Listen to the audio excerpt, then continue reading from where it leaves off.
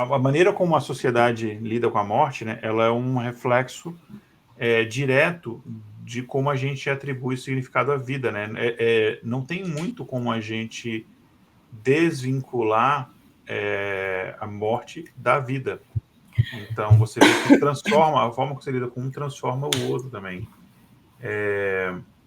Então, enfim, quanto mais você torna a morte aceitável socialmente, quanto mais ela é aceitável socialmente, né?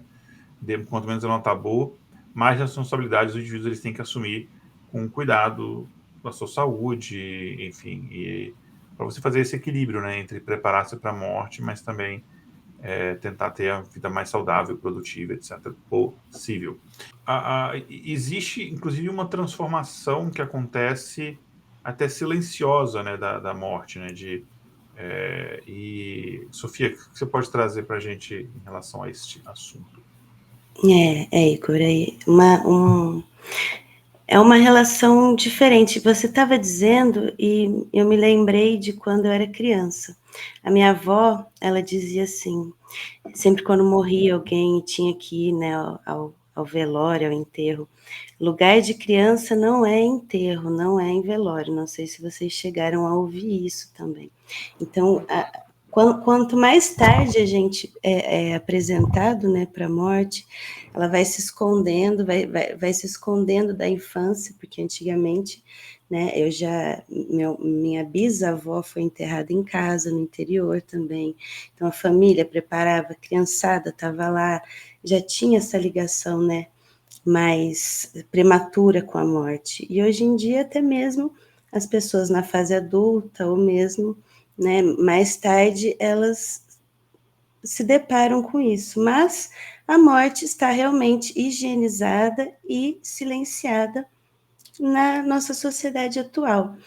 E a gente pode notar isso por conta de 4 razões fundamentais. A primeira delas seria o conhecimento acumulado sobre as doenças na nossa sociedade moderna, que possui uma riqueza de informações sobre as doenças, né? Transformando então a morte em uma fase final de um processo natural e muitas vezes associado ao avanço da ciência médica. Ou seja, né, não tem mais uma morte sem explicação, morte morrida, né? Morte matada, nem de morte matada, nem de morte morrida. Então, a ciência, ela vem, explica, e a gente tem consciência de como fazer para evitá-las. Gerando, assim, também um aumento da expectativa de vida, que seria o segundo item desse compêndio, né, que fez com que a morte mudasse.